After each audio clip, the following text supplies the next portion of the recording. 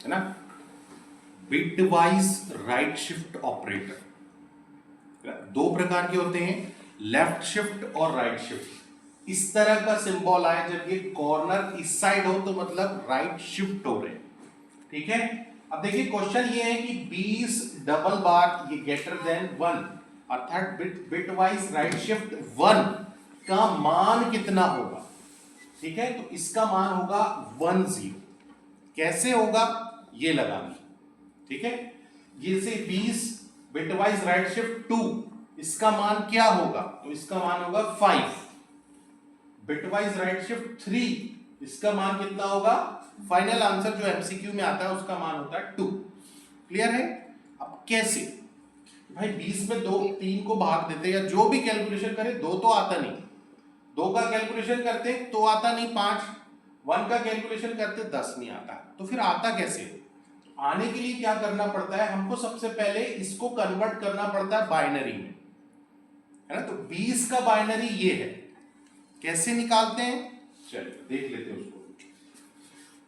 20 का बाइनरी निकालने के लिए 2 10 20, यहां पर बच गया 0, होता है 2 पंचे 10, यहां बच गया 0, ठीक है। फिर 2 दूनी 4, बच गया कितना 1, सॉरी, है ना, और 2 एकम 2, बच गया 0। तो ये ऐसे करके बॉटम टू अप, है ना, राइट से लेफ्ट 1 0 1 0 0 ये लिखा है। तो 20 का जो बाइनरी है 1 0 1 0 0 ये हो गया। क्लियर हुआ, है ना। अब देखिए हम क्या कर रहे हैं, ये हमारा बाइनरी आ गया 20, है ना। फाइनल बाइनरी मतलब यही मान लिखना है, अब अगली बार से चेंज होगा। ये तो पहले लिखा हुआ क्वेश्चन है, समझ लीजिए ये हमारा क्वेश्चन है। अब इसको शिफ्ट करना है। पहला क्वेश्चन ये आया कि बिटवाइज 20 को बिटवाइज राइट 1 कर दीजिए, ठीक है। तो इसमें क्या करते हैं हम, एक जो राइट साइड का है 0 इसको हटा देते हैं। एक दिया है इसलिए एक बार 0 हटाएंगे, 2 दिया है तो इसलिए आखिरी के 2 हटाएंगे, 3 दिया है तो आखिरी के 3 हटाएंगे। हो रहा है, देखिए पहली बार में मैं ये 0 हटा रहा हूं, दूसरी बार में मैं ये डबल 0 हटा दे रहा हूं तो इतना आ जा रहा है, तीसरी बार में दिया हुआ तीसरा क्वेश्चन तो लास्ट से 3 डिजिट हटा दिया तो आखिरी में ये 1 0 बचा। तो बस यही होता है शिफ्ट करना, मतलब आखिरी की डिजिट जो भी लिखी हुई है उसको हटा दीजिए।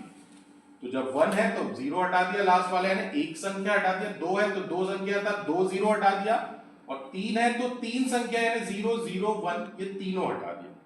तो इसके बाद ये बची हुई संख्या क्या आ रही है, जब 1 हटता है तो 1 0 1 0 आ रही है, मतलब ये 0 लैप्स हो गया।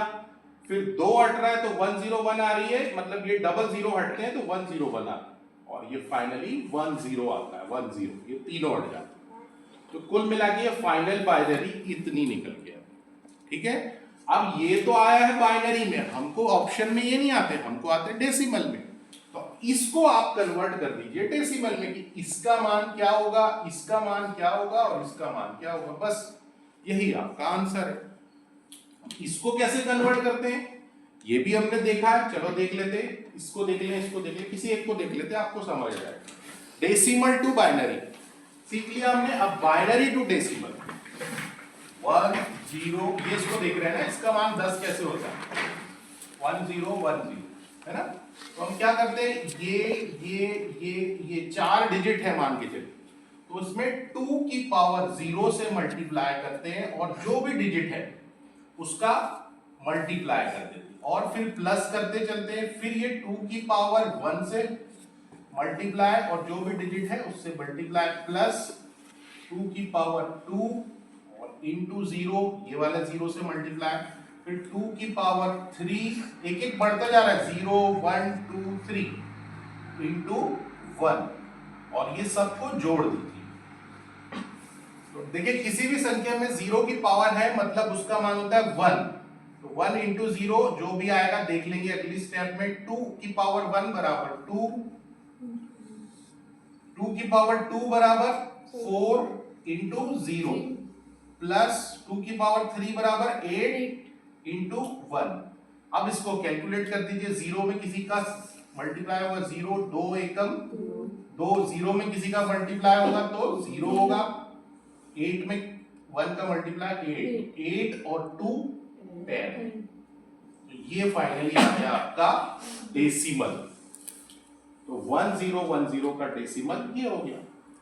इस क्वेश्चन का आंसर ये हो।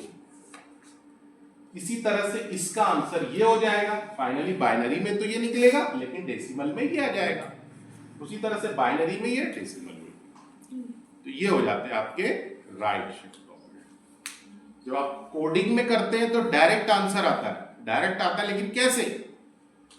तो वो इस तरह से आता है। अब जब ये हमको सारा कुछ पता चल गया, तो याद रखने के लिए शॉर्टकट ट्रिक कि भाई वन शिफ्ट करते हैं तो बेसिकली क्या होता है, जो भी डेसिमल नंबर दिया उसको 2 से भाग दे देना। तो 20 को 2 से भाग दिया तो 10 आ गए, डायरेक्ट करने के लिए। 20 को फिर 2 की पावर 2 से भाग देना, एक्चुअली में ये 2 की पावर 2 है, तो 4 पंचे 20 है ना, तो ये आ गया 5। फिर 20 को 3 है 2 की पावर 3 यानी 8 से भाग देना है। अब यहां पर 8 दूनी 16 बच गया 4, और फिर 0.5 आएगा, है ना। लेकिन हम वहां 0.5 को नहीं लेते, इंटीजर डिवीजन लेते हैं, यानी पूर्णांक विभाजन लेते हैं। तो जिससे पूरी तरह भाग जा रहा है 8 दूनी 16, 4 को छोड़ देते हैं, जो रिमाइंडर बचता है, इसलिए ये आंसर 2 बार। ठीक है, इंटीजर डिवीजन के।